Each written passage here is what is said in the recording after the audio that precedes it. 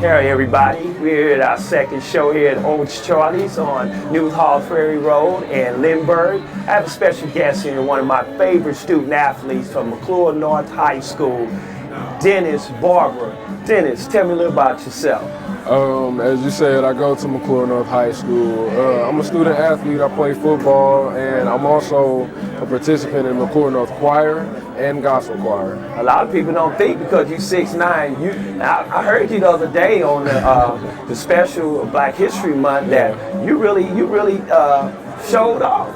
Yeah, I mean, it took a lot of hard work to get where I am now. You know, gospel is a very passionate thing, and just doing it was just such an amazing feeling. You know, I made people cry singing. You know, like knowing that is crazy. You know, because I see you at work when I'm a guest teacher in the classes and how you carry yourself and how you was able to introduce and help the new music teacher in challenging the other students to participate. Yeah. Tell me a little about that. You think one day you might want to be a teacher? Definitely one day I would love to be a teacher, you know, and having a new teacher isn't always the easiest thing to adjust to, especially after being with the same person for 3 years. So me being a leader in that classroom, I had to step up and do something because I wanted the kids to still maintain that love for music, you know, and that passion. Man, that's great, man, because I see you going a long way. And tell me some of the exciting things that happened to you this year during the football season.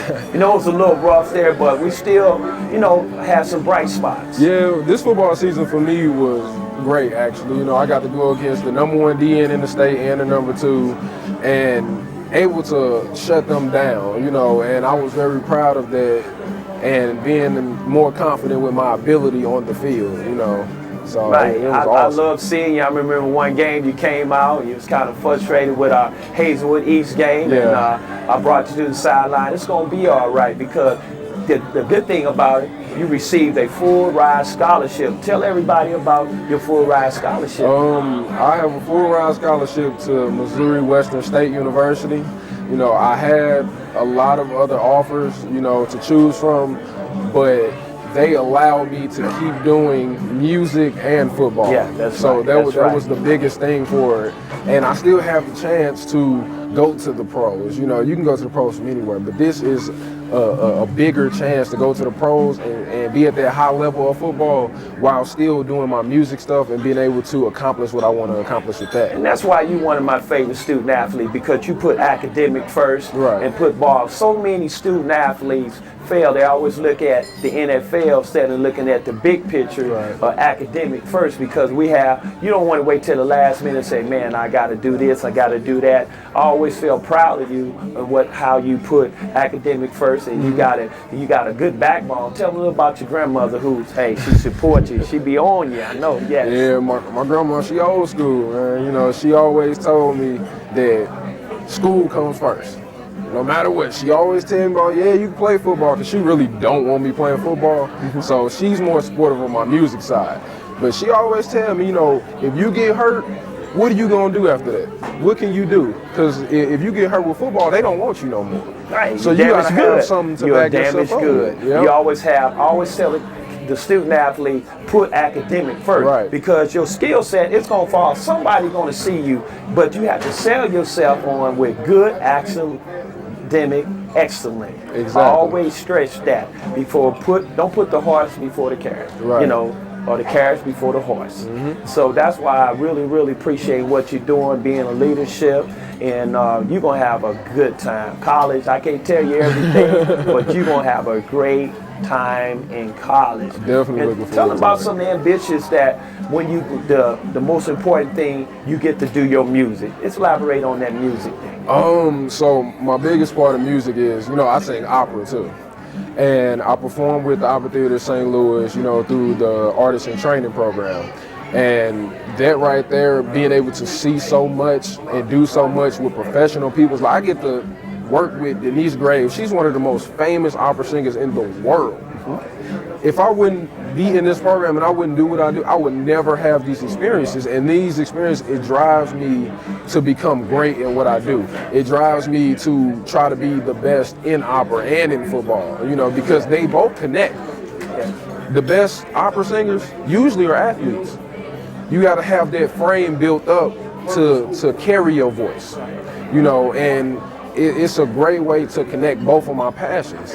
And I would love to go pro in both. I'm not giving up either one. And that's a good thing, because I go back when I was at Normie back in the 80s, that most of the athletes, we participated in the dance group. Right. We did ballet, we did all the things. And one thing about me, it worked on my discipline, it worked on my flexibility, and just loved to be around that choosing art. Right. You know, a lot of people look at it because you have a lot of former athletes like Herschel Walker that dance. Matter of fact, right now there's several athletes that has been retired. George, that played for Ohio State and that played for Tennessee Titan, and it's things that they always wanted to do, life after football. Right. And so it's a good thing to get involved in the art. If you strive to be a painter or strive to be in music or director, you know, that's your passion. Right. Because you're using your football skills to earn you a full ride scholarship, that you can still have passion. It's right, because some people want to go to the Alabamas, the University of Missouri, but you chose a school that's going to give you both your passion, your love for the music and your love for football. And that's great. Once again, we're here at Old Charlie's here at Newhall's Ferry Road and Lindbergh, having a good time here. You see in the background the atmosphere of people eating and enjoying a variety of food, and it's a very diverse crowd here. I love it here.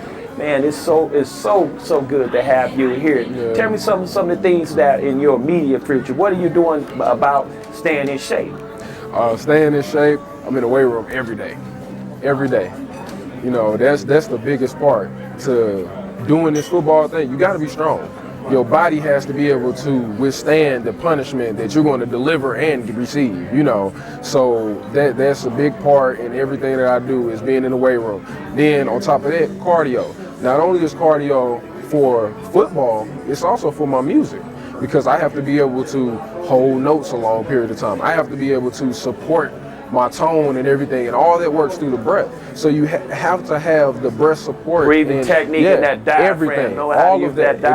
It all got to work together. Working on your core when you work out and stuff like that. That's a big part of singing. Right. So you really have to be in shape to be a singer. I'm glad you said it, because I'm a superstar. I'm a Grammy Award winner in the shower. Man, I can sing, but you can sing. It's a different. People are like, I can sing, you can sing, and that's a beautiful thing that you're able to do that, because one thing that you do not want to go in fall camp out of shape. Right. Because they made an investment, so to be respectful to that scholarship, one should have what?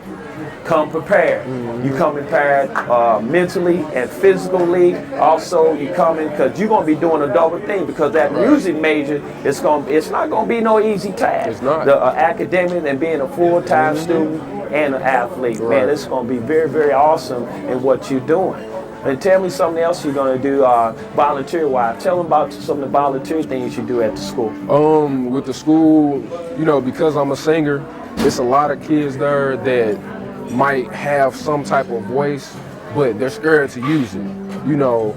And I'm one of those guys that if I see that they have that talent, help them out, you know. So if it's somebody that's singing, they might, I'm scared to sing, I got stage fright.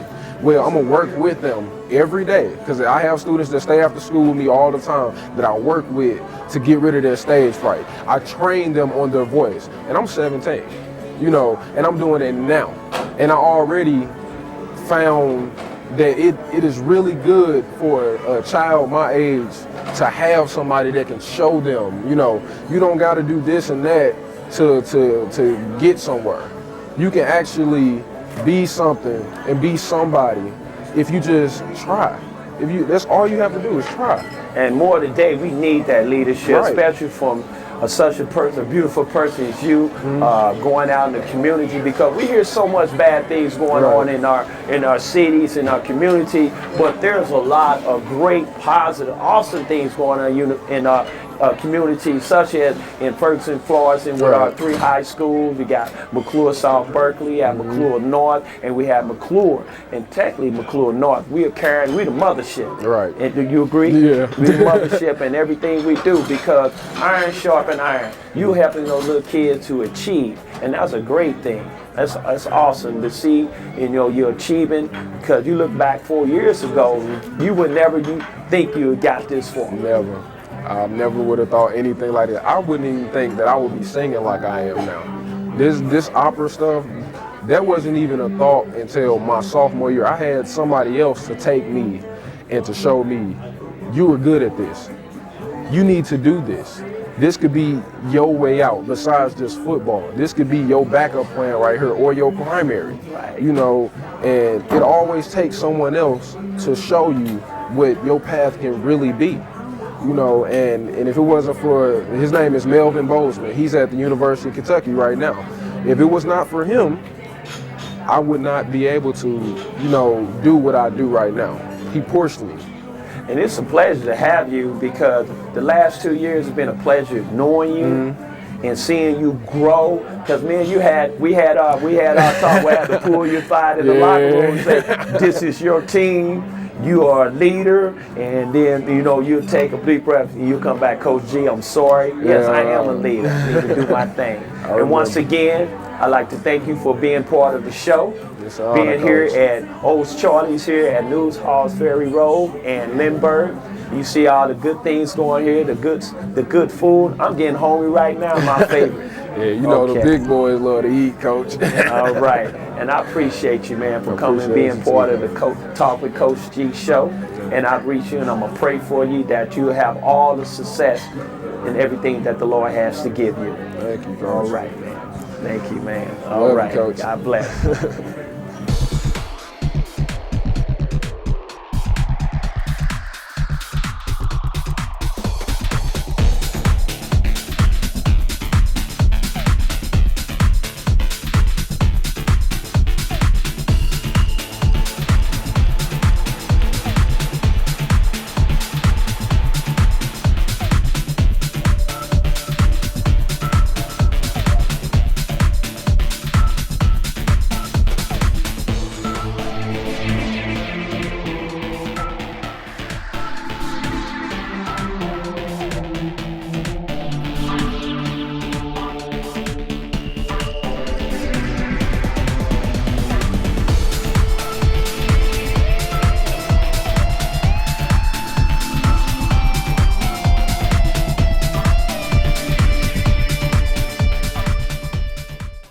Hello everybody, we're back for our second part of our show, and I have a special guest in town in our studio right here, Reggie Thigpen from the Spirit Church. He's going to talk about a special thing that we are all a part, even myself, the men's locker room. How you doing? It's a pleasure to be here. Yeah, tell me a little about yourself, Brother Reggie.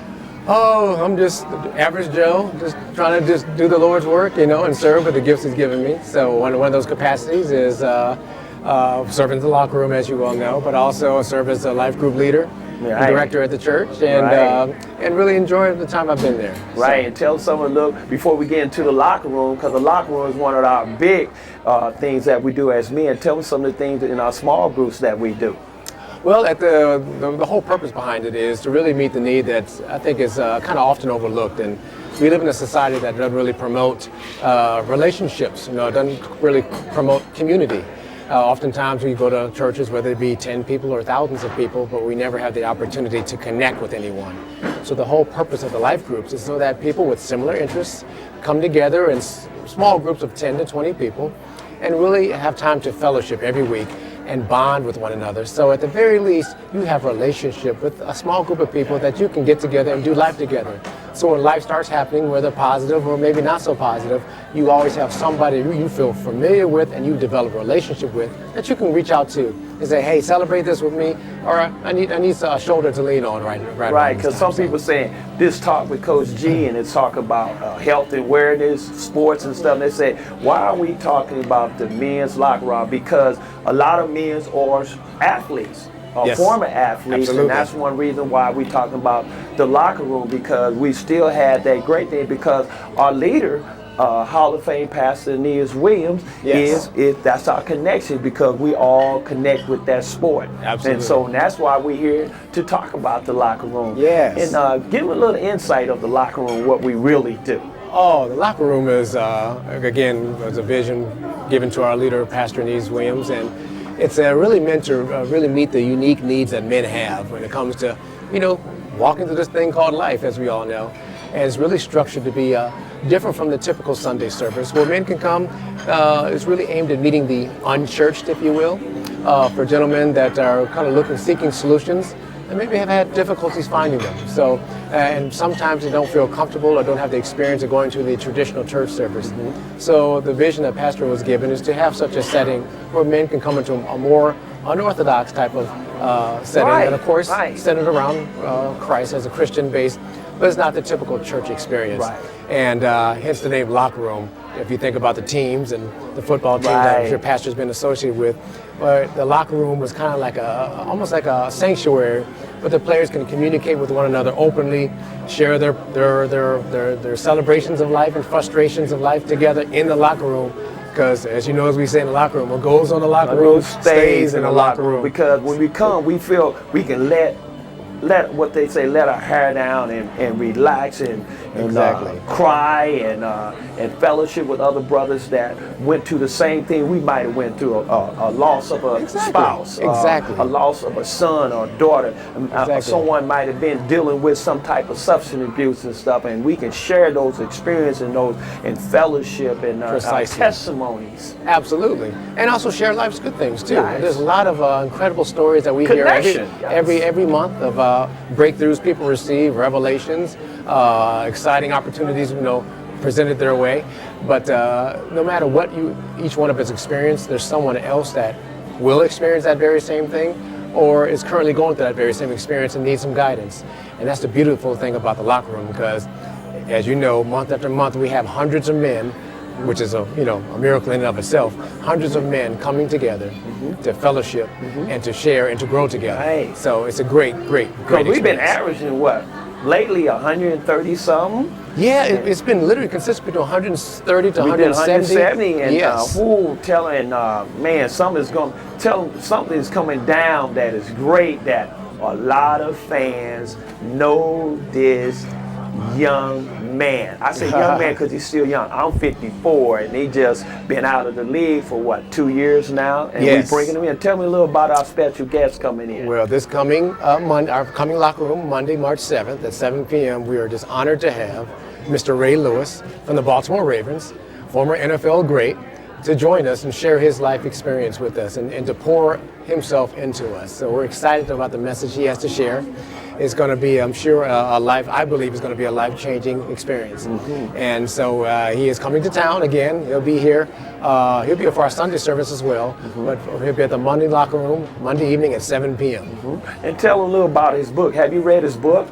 I need to get that book. I have to get the book myself, but I've heard some incredible things about it. Any of you men, young men coming, save your money, hold back on going to McDonald's, those different things, and save your money and get your book and get a signing, because he's going to rap with us and talk a little bit. Oh man, it's going to be exciting. And one thing we say about Sunday, because people don't know, and Pastor Ray Lewis don't know, he has a great following of women that loves Ray Woodman, because everybody remember when he comes out of when he came out, the intro, and before they started the game, he comes out, and he's very, very, passionate. Tell me, have you watched him play on TV? Oh, absolutely. I've been a fan of his for most of his career. For years. And what's unique about Ray is his leadership ability. He has a natural ability to motivate. I can't tell you how many times I've ready to suit up myself, sitting at home just watching him address his team, either before the game or during lunchtime when they broadcast. His message to the team during the halftime break. but he has a natural ability to lead and inspire others, and I'm thankful that he's continued to do that. I think his calling to do that has always been beyond the game of football. Even in his broadcast, you can see how the gravitation of the other men that's working with him on the set. They just wait till Ray. They say they like forget what they say. Ray, can you input on what happened at this game or the closing stuff? And everybody just listen. Precisely. I know when he's talking, I'm listening because he always have some to say that's awesome. He does, and he's really sincerely interested in helping others. I mean, he really has an intrinsic desire to raise up his community. So when he sees something that's not what he believes not to be right or not to be done to his best, he's not overly concerned about his status or his image. He's a team player. He's a team player. Professional when he's professional and when he's on the set. And I can imagine when he walks the street in his neighborhood that people gravitate to him. And he seems like, and I can't wait to meet him because he seems like he's one of those players that, man, I'm just Ray Lewis. I'm just Ray. You know, and I think that really starts from his humble beginnings. You know, he did not know his book really tells his story, but he was not very familiar with his father growing up. You know, so to be able to not only be comfortable in his own skin to the degree he is, but also have that burning desire to lead others and to motivate other communities. He's always had a passion for Ferguson and what's been going on there in Ferguson and St. Louis area. We are internationally known. So he has openly communicated his excitement to come and to pour in his community and to partner with it to grow and lift it up, as you know, is our pastor's vision as well.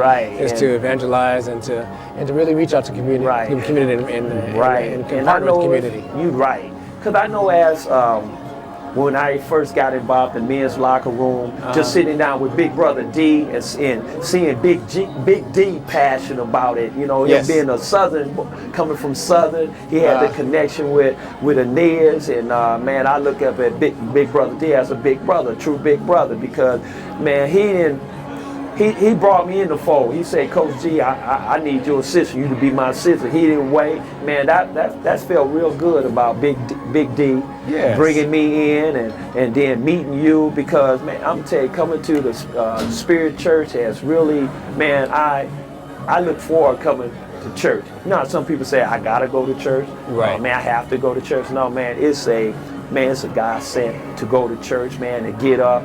And people don't know about myself. I ride the bus. Man, I'm so humble even being here, to being able to be here, because the Lord told me a long time ago to do this show, that the vision to have you on and be able to put positive things in the Ferguson, Florida community, man, and just having brothers here and people coming here tonight, such as yourself. I'm looking so for this show and being with my brothers and stuff and whatnot. Absolutely. I'm glad to be here too. And tell, not only you involved in the locker room, tell them what you do in the locker room when we get there. Some of the things that you do when we come in there, the praise and worship. I really just try to serve where I can, but consistently I serve as within a church and also the locker room as a assistant director of the worship team. So that involves ministering and leading worship, and that's typically how we start the service off at locker room service. But also, whatever other capacity I can serve, I do as well. So and we're going to be serving food. food. About you, Brother Reggie, man, because you're a brother that, man, don't matter what your static means, because that's work static. But when we come there, man, I seen you just serve, and that's what we do. Anything that Brother D asks us to do, Paz asks us to do, man, we don't like, oh man, it's a pleasure just being part of the team. Absolutely. And thank God we have such a leader that allows us to serve and openly and utilize our gifts and talents in-house, because that's exactly what God intended for us to do, right? Right. To utilize our gifts and talents within the house to bless His kingdom. So it is such a privilege to be there and serve in a capacity that we've been able to do, and most importantly, to be almost an audience member, to see people being uplifted, receiving revelation, man, brothers leaving receiving out there, wisdom, with the chest a little higher. Right. Tell them our age though. We have ages from what? What's our starting age?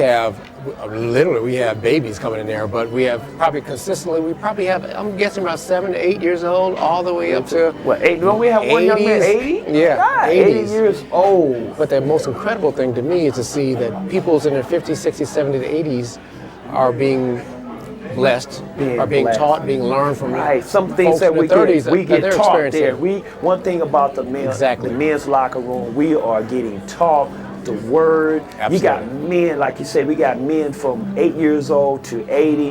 And the thing about it, man, we have broken hearts, like sons and daughters.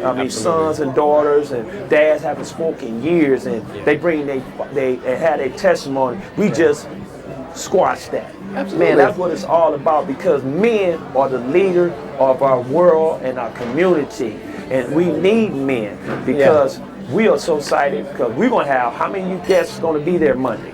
We hope, we have no idea, but we're planning for at least 400 or 500 men to show up. Right, man. In my spirit, I know we have a lot of young men. I've been giving out flyers, and these young men, because they so connected to Ray Lewis, that they said, man, Ray Lewis is coming to St. Louis. D. Ray Lewis, Coach D. I said D. Ray Lewis, Pastor Ray Lewis, and he has an story to tell people, because you remember that Ray Lewis was caught up in something that could have cost him his NFL career, and just all the things he worked at the University of Miami from the youth. And that he's going to tell us, and a lot of those young men need to hear this. Yeah, because the truth knows we've been cut short. We've all fallen short. We've all made mistakes. And the beauty of it is we come together, not in a judgmental sense, but just in a humble sense. It's just, this is a year of humility, as Pastor has proclaimed, and really share our experiences with one another. And I think the other hidden gem about the way the locker room is set up is that Pastor's vision and heart is to really teach the principles of the Bible in a practical sense. So it's easy to interpret and apply immediately after you walk out the door, which I think is also very powerful. So that combination of those two, I think is going to have, I believe, is going to have generational impact. And another thing about the locker room, you're a rookie, and I tell them when they come in, they laugh. I say, you're a rookie. 30 days later, you are a vet of the men's locker room. How many places you can go being among men that you're a rookie, 29 days later, you're a veteran of a powerful organization. And people just think and saying, is it just all Afro-American males? No, we have a diverse group of men from various parts of St. Louis and St. Louis County, all the way from Winsfield, Missouri. We have some gentlemen come from all the way to Illinois, like an hour away to come to the men's locker room. Very diverse group of men. Diverse. And ages and everything. Right. And once again, Reggie, man, Brother Reggie. Yes, sir. Dr. Dick Pent, for coming on my show. I enjoyed this opportunity. And once again, we coming here live from Old Charlie's here from New Halls Ferry Road and Lindbergh. And you see from the background, people are just getting their grub on, having a good time. There's people all around here for the show here. And I greatly appreciate everybody out there in TV land. And once again, Dr. Reggie Dick Pent, thanks for being on my show. Thank you for having me. God bless you. It's a pleasure to be here. All right. Take care. Okay.